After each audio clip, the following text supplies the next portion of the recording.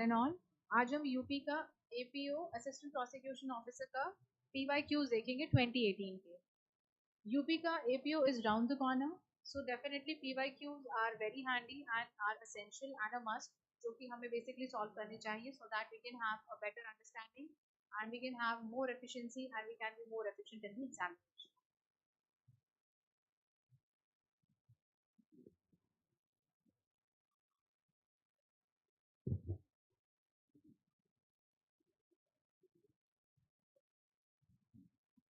So इसमें पहला question है, which of the following section of the Indian Evidence Act 1872 provides that all documents including electronic records produced for the inspection of the court are called documentary evidence? So the correct answer is actually D, none of the above. क्यों? क्योंकि जो documentary evidence है वो chapter 5 of the Indian evidence act में दिए होते हैं and सी जो सेक्शन 3 है वो बेसिकली आपको टर्म बताता है कि डॉक्यूमेंट क्या है, or primary evidence has been described under section 62 of the Indian Evidence Act, and it is actually the original document which is being produced before the court for the original inspection. और जो secondary evidence है वो 63 में provided है। तो which of the following section, electronic की बात की गई है, ना ही इसमें प्राइमरी की बात की गई है, ना ही सेकेंडरी एविडेंस की बात की गई है, तो सारे ऑप्शंस इसमें रूल्ड आउट हैं, सो इसका करेक्ट ऑप्शन है none of the above. Moving on, we have the second question. A witness who is unable to speak may give his evidence in writing in the open court. The evidence so given shall be deemed to be, it will be an oral evidence, because a witness who is unable to speak may give his evidence in the writing in the open court, and it will be called as oral evidence. So it will be deemed to be an oral evidence under section 119 of the Indian Evidence Act.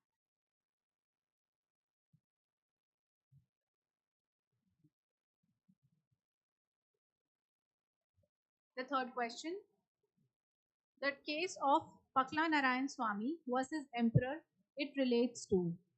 Now this basically relates to dying declaration. Dying declaration is actually given under section 32 of the Indian Evidence Act, which deals with the relevant statement which is actually made by the dead just before dying.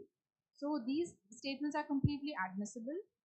And dying declaration, it is actually maybe a written or maybe a verbal statement which is being given by the person who is actually dead. So section 32 of the Indian Evidence Act deals with the cases the person who is actually dead or has been found to be dead. So this case basically relates to dying declaration.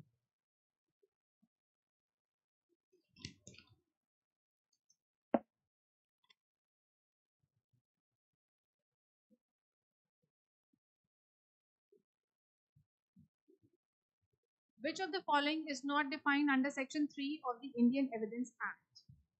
The correct answer is actually D, confession. Confession is not found or not being defined under section 3 of the Indian Evidence Act. Court documents and evidence are basically defined, but confession is not defined. Confession is actually not defined in the Act. So the correct answer is D.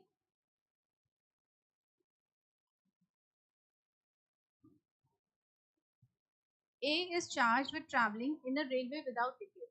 The burden of proof that he had a ticket will lie on option A, prosecution, B, railway administration, C, ticket examiner, and D, A himself.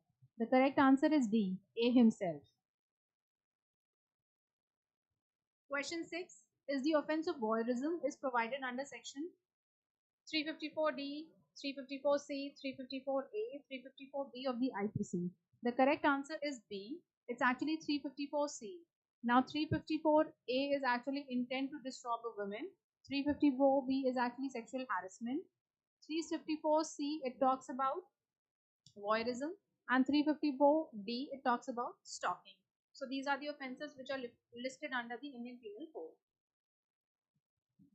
Question 7.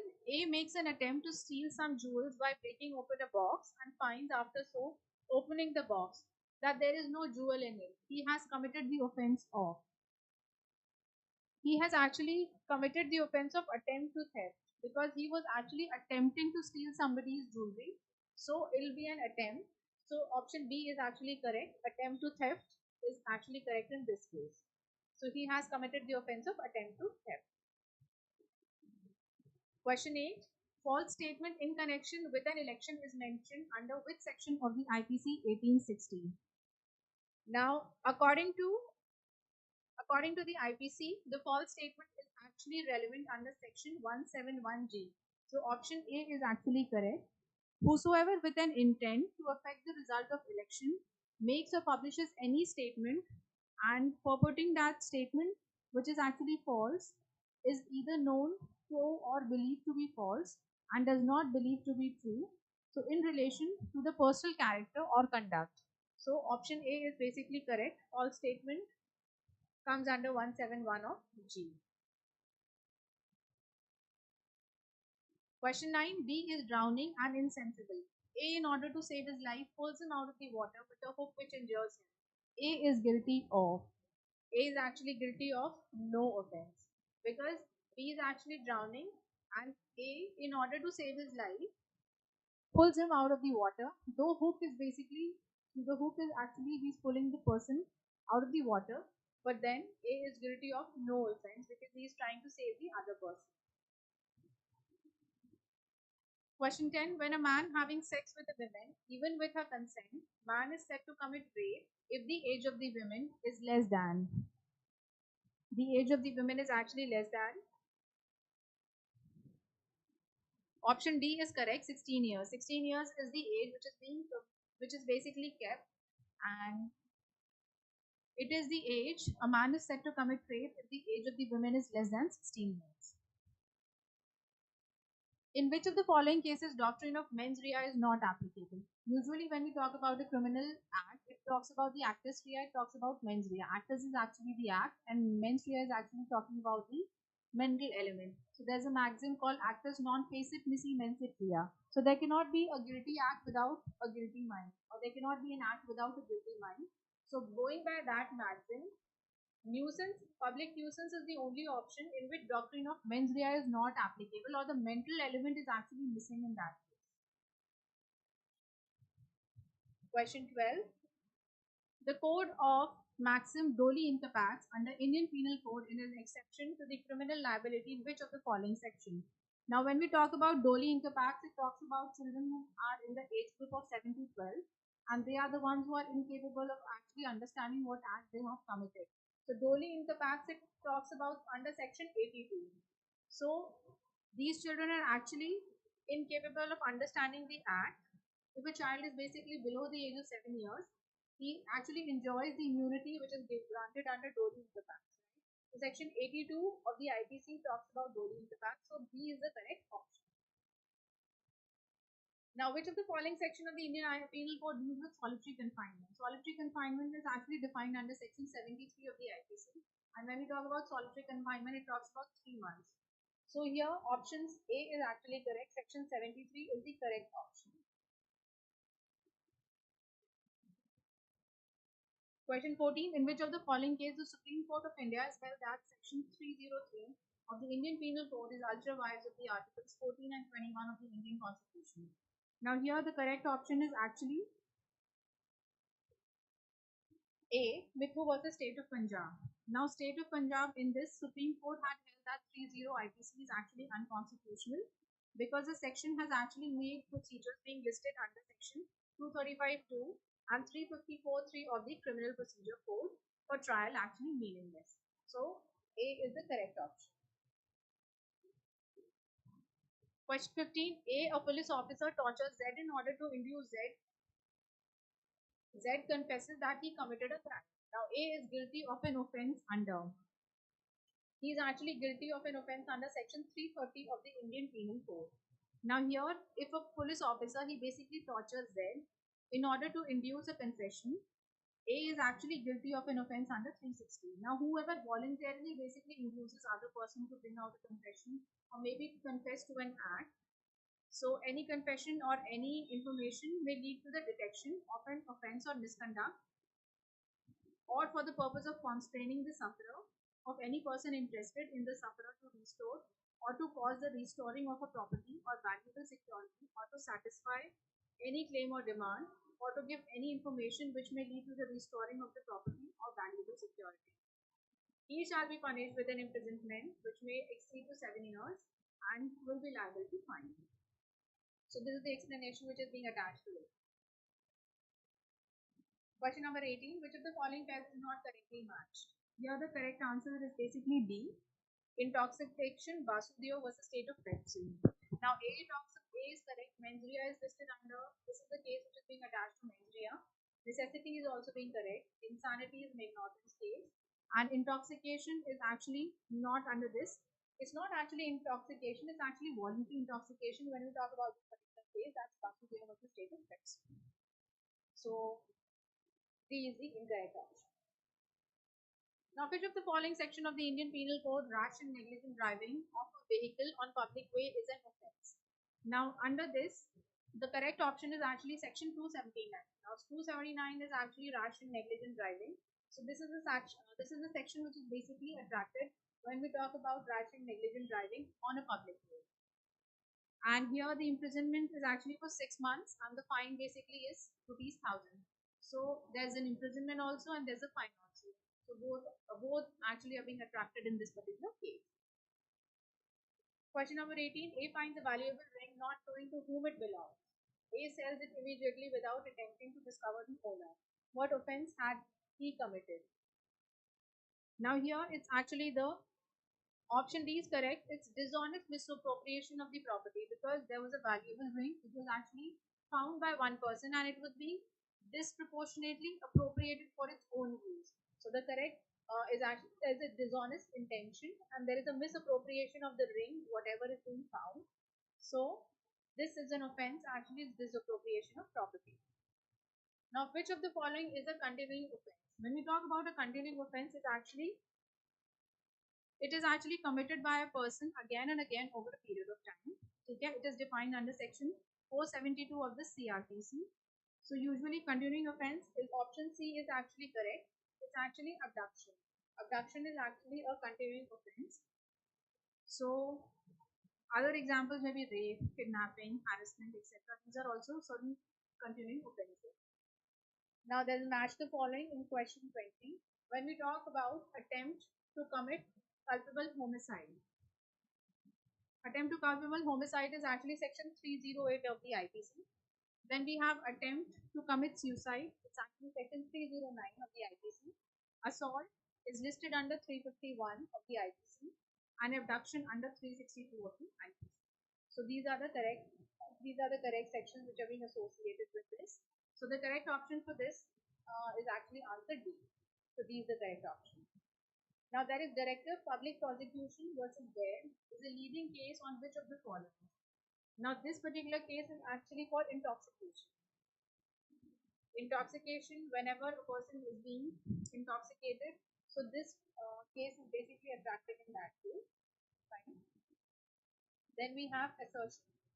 A soldier fires on a mob by the order of the superior officer in conformity with the commands of law. A has committed no offense. Nothing is an offense which is done by a person who is actually bound by law. That is actually the person he actually enjoys the immunity, and section 79 of the IPC basically talks about he is actually bound by law, right? So this section is basically attracted there, right? So nothing is an offense which is actually done by a person who is actually bound by it. It's actually section 76 of the IPC. So both A and R are true, and R is the correct explanation of A. When you talk about section 79, it actually talks about nothing is an offense is actually bound by law, and actually bound by law is 76, and if it's justified by law, it's actually section 79. So that's the difference between section 76 and 79. Now, if the term of the rigorous imprisonment shall not exceed 6 months, then the maximum period of solitary confinement shall be. So the correct answer is actually B. It actually would be 1 month. Now, which of the following sections of the Police Act 1861 has been repealed? It's actually option D. Section 11 of the following section of the Police Act 1861 has been repealed. The statutory powers of the Inspector General of the Police under section of the Police Act 1861 is actually subject to. These actually provisions of the section 7 of the Police Act are being subjected to Article 311 of the Indian Constitution. Now, Article 311 of the Indian Constitution, the state government may from time to time under this Act, the IG The DIG and Assistant AIG and the district superintendents may at any time dismiss, suspend, or reduce any police officer or maybe any person who is actually subordinate to them, whom they shall think remiss or negligent in discharge of duty or unfit for the same, may award following punishments, and those who actually discharge his duty in a careless or maybe in a negligent manner, they'll be actually fined any amount which is not exceeding 1 month, or maybe they may be confined to the quarters actually for a term not exceeding 15 days, or they may be deprived of a good conduct pay, and they may be removed from any office or distinction, and they may be stopped from any special emoluments, right? So these are certain things which are being considered under this. So the statutory powers, they are basically subjected to Article 311 of the Indian Constitution. No police officer shall engage in any employment other than his duties under the Police Act 1861 unless expressly permitted to do so in writing by the. So it is actually option C is correct. It's the IG of the police. So no police officer shall be engaged in any employment unless so he is being expressly being told by the Inspector General of the police. So this is option C is correct. Under which section of the Police Act 1861, state of the government is empowered to deploy additional police force in a distressed or maybe a critical district? Option C is correct. It's actually section 16 of the Police Act 1861. The state government is empowered to deploy additional police force in a distressed or maybe a criminal or maybe in a critical district. Now, which of the following is not correctly matched as per the UP regulations? Because when we talk about UP, so UP may will have the clause. So actually, which of the following is not correctly matched? So option is actually D, investigations.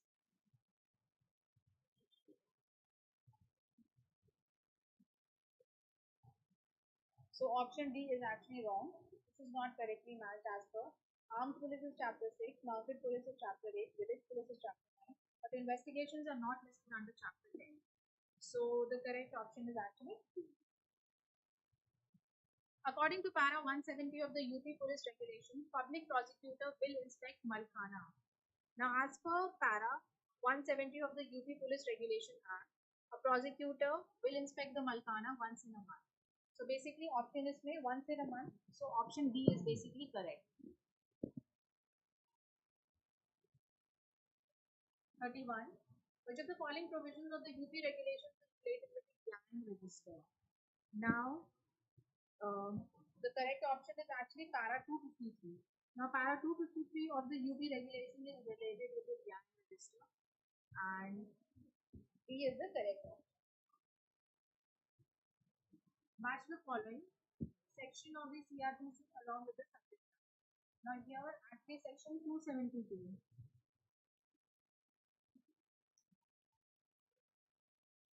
Section 272 is actually related with the withdrawal of a complaint. Section 2D is actually related to the complaint. Then 321 is related to the withdrawal of a complaint. And section 51 is related to the withdrawal of a complaint. So option C is correct. Question number 32. In which case the Supreme Court has determined that under section 125 of the CRPC, a married daughter having sufficient, independent and self-meaning is liable for maintenance of a parent. So this is a very important case. So the correct option is actually D. It's Vijay Manohar Arbat versus Kashi Rao. So in this case, the Supreme Court is actually listed that under section 125 of the CRPC, a married daughter is actually liable for the maintenance of the parent. Which of the following offences punishable under section of the Indian Penal Code are not compoundable under section 320 of the CRPC? Now, section 320 compoundable offences are those offences that can be compromised. That means, which means the complainant can agree to take back the charges against the accused if ever there's a negotiation in terms of the amount or in terms of money. Whereas non-compoundable offences, they are far more heinous, they are far more serious charges, and the parties, they cannot compromise, right? For example, examples of compoundable offences may be heard It may be wrongful confinement, it may be assault, molestation, cheating, adultery, etc. And section 390 basically provides for the offense of robbery, which is actually a non-compoundable offense. So, compoundable and non-compoundable, I hope it's clear. Compoundable, in which there is negotiation, it may be a settlement. The non-compoundables are non-negotiable. Right? This is the difference among them. By which following amendments the provision of section 438 of the CR 1993 has been revised. So, 438 CRPC actually provides for the anticipatory bail is being restored by the Code of Criminal Amendment, UP Criminal Amendment, Code 2018. So the correct option is actually C. The Code of Criminal Procedure UP Amendment Act 2018. Question number 35. The investigation in relation to an offence under section 372 of the IPC shall be completed from the date on which the information is recorded by the officer in charge of the police station. So the correct option in this would be within 2 months. So within 2 months, the investigation in relation to an offence committed under 372 has to be recorded by the officer in charge of the police station. Question number 36. In which of the following sections of the Criminal Procedure Code the victim compensation scheme was basically incorporated? Now, victim compensation basically, so that the victim basically plays in that position in which that person is basically compensated, right? So it is a scheme under 357A CRPC, as every state government in coordination with the central government will be preparing funds, and these funds are basically allotted for the compensating that particular victim who actually suffered any injury or maybe any loss due to any crime, and they are the ones who basically require to have the basis. So for them, the state government in consultation or in coordination with the central government will basically prepare the scheme. Now, this usually is listed under section 357A of the CRP.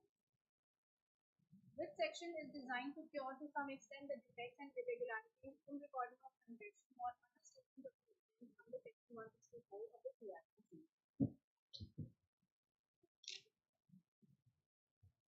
So the correct option is C. So section 463 is basically designed to cure to some extent the defects and irregularities in recording of a confession or other statement of the accused under section 164 of the CRPC. Question 38. Police officers' power to require attendance of persons acquainted with the facts and circumstances of the case is mentioned here. It is actually mentioned under section 160 of the CRPC. So the police officer has the power to make sure that people who are actually acquainted with the facts and circumstances of the case, they are present before him. So definitely section 161 of the CRPC is attractive. Question number 39. The maximum sentence of imprisonment which may be given in a summary trial is actually 3 months. Now, summary trial is actually the trial where cases are disposed very speedily and in a very efficient and in a very cost-effective manner, and they're basically simplified, and the recordings of the trial are being done on a summary trial or maybe summary basis. Only small offences are being tried, and complicated cases they basically require issuance of summons or maybe warrants, etc. And summary trials they basically mentioned under chapter 21 of the CRPC 1973, and basically it's a very simplified kind of a procedure which is basically undertaken and which falls into a very small and a petty kind of category. Now, under section 262 of the CRPC, the procedure which is actually undertaken during the summary trial are basically listed. The procedure or the procedural part will have to go to section 262 of the CRPC. Question number 40. The High Court of Session is being established by. Now, the Court of Sessions or maybe the session courts is basically established by the state government. Now, for every session court, it's being presided over by a session judge. So the session judge is the presiding officer, maybe the presiding authority of that particular judge. Now, the judge is basically appointed by the High Court of the state. So with this, we come to an end. So thank you everyone for attending the session.